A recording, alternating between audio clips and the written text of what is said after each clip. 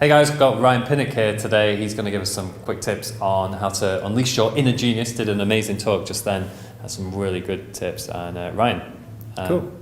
So firstly, thanks for the opportunity to speak. Yeah, no it's great. I would recommend everybody comes and checks Chris's events out. Great community, really cool people. It was really enjoyable connecting with them.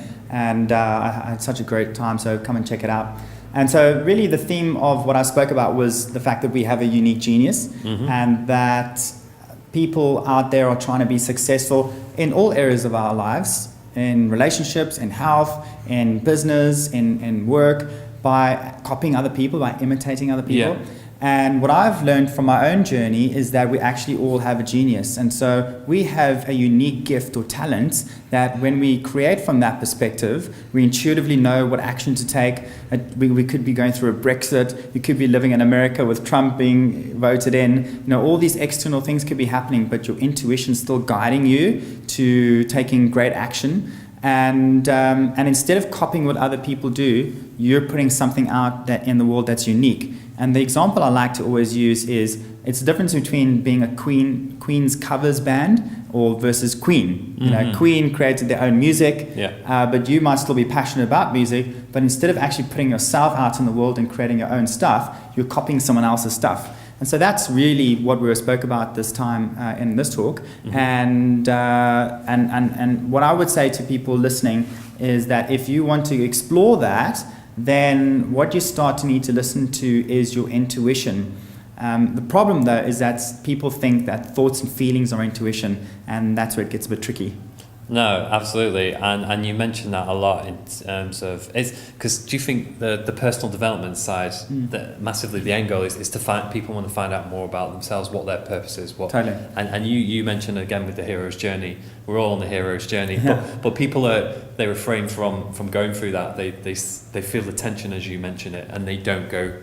So when I say get out your comfort zone, people just they go no, I don't. But it's part of it, and like we've both been through a process, and you speak in front of hundreds of people now, and you tell me all sorts along the way. And I'm not even a nice guy. Exactly, and that's part of it. But most people just don't have those stories to tell, do they?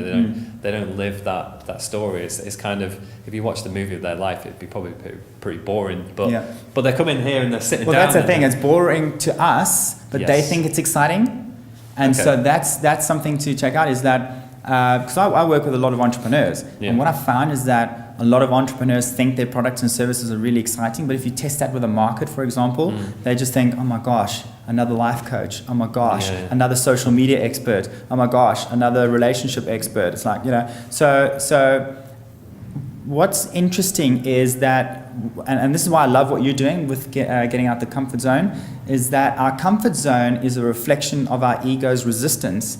And our ego's resistance is trying to keep us in survival mode. And that is an indicator that if you're playing within that field, that you're actually playing within a small realm of possibility. And so what I teach people to do is I teach people how to use alchemy to switch the tension or resistance or the comfort zone into a very powerful, useful force like intuition, like imagination, like, to be real, like love, and a much higher version of consciousness than just your ego. Absolutely, yeah. It's just it gets me thinking. Gets me thinking. I mean, because there's always another level, isn't there? Like we think totally. we're here, and it's like, okay, now we're going down this path. Totally. But you said you're a failed comedian, and I said the same thing. Like I did. That was supposed to be between us. It wasn't. Yeah. But you're quite funny up there, though. Oh, really? Okay. Finally. Maybe give it another go. But I think what we realised on the pursuit of perhaps having to go to a comedy course, we thought, hold on, I want to be a public speaker. Yeah. And that drew us closer. So when I say to everyone they should be trying more stuff, experimenting with more things, they get closer and closer. And you mentioned this analogy of, or you just mentioned, if you like films, just start with going to cinema. Totally. And then that might be that you want to be a director. It might be that you want to be involved in film, be an actor, and you start to get closer, don't you? So it's follow what your heart's saying. It should be enjoyable. It should be what you totally. Like the whole comedy thing. I've been involved in the work that I teach now for about 8 or 9 years, and the comedy thing came about because I was in a transition in my life in terms of work, and I had a bit of money and stuff, and so I thought, great, I've under no pressure here. I'm a single guy and I've got no commitments. What would I love to do? And I went, you know what? well, let me go and try being a comedian and just see what that's like. And so, asking yourself the question, what would I love, is a very powerful shift in focus, as opposed to saying, what do I think I need to do? What do people want me to do? What are my family telling me to do? And it's a very confronting question to ask because, hey, it can seem selfish. But actually, what I say to people is that it's incredibly selfish not to bring your gifts and your genius into this world, because actually that's your purpose. Playing small is a very selfish thing. Yeah. Because you've got gifts, you're creating great people here and a great community. And if you just stayed at home and played small and did your old boring job that you said you had, then that would be really selfish, because what you're doing here is serving the world, bringing people together. And we need more people to be living their genius, serving the world with their gifts, whether that's art, whether that's humanitarianism, that's not an easy thing to say, whether it's entrepreneurship, whatever, we need people to be coming out and saying, you know what, I'm going to stop doing what everyone wants me to do, and I'm going to do what I love. Absolutely. And just finally, you mentioned some really good tips just to people before they left, in terms of they're like, well, because everyone's scared, right? Yeah. And your best tip was to listen to that little voice. No, don't listen to your thoughts or your feelings. The little voice, and that's like with me. I think, me personally, if I even think about doing something, it means that I want to do it. If I even think about, I'd love to go traveling here, and then straight away you're like, no, I don't, because maybe you don't deserve it, or you think I've not got enough money, or all this other stuff.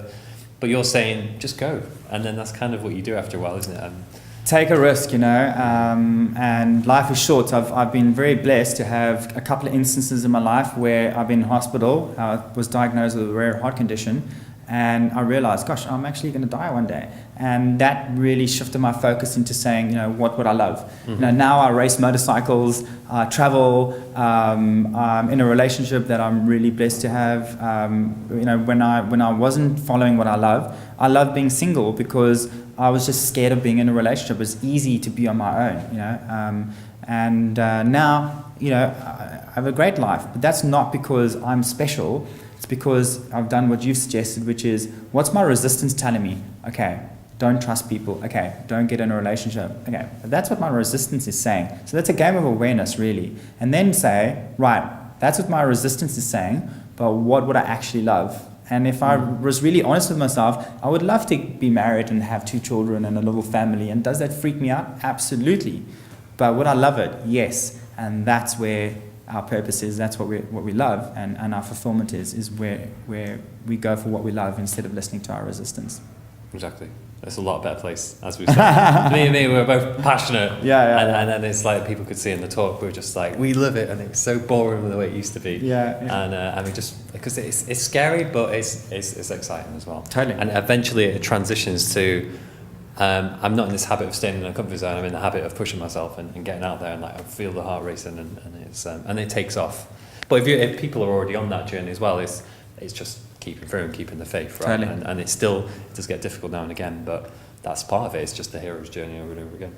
Yeah, you're here to be amazing, so why not? Excellent, cool. All right, we'll leave a link to some of your stuff. Cool. Cool. And Ryan will be doing talk again soon, definitely. Thanks, man. I really enjoyed it. On again. It was awesome talk. But yeah, mate, thanks again. And cool. Guys, subscribe, and I will see you very soon. Check him out. He's cool. Come to his events. They know that. He's a great guy. All right, cheers.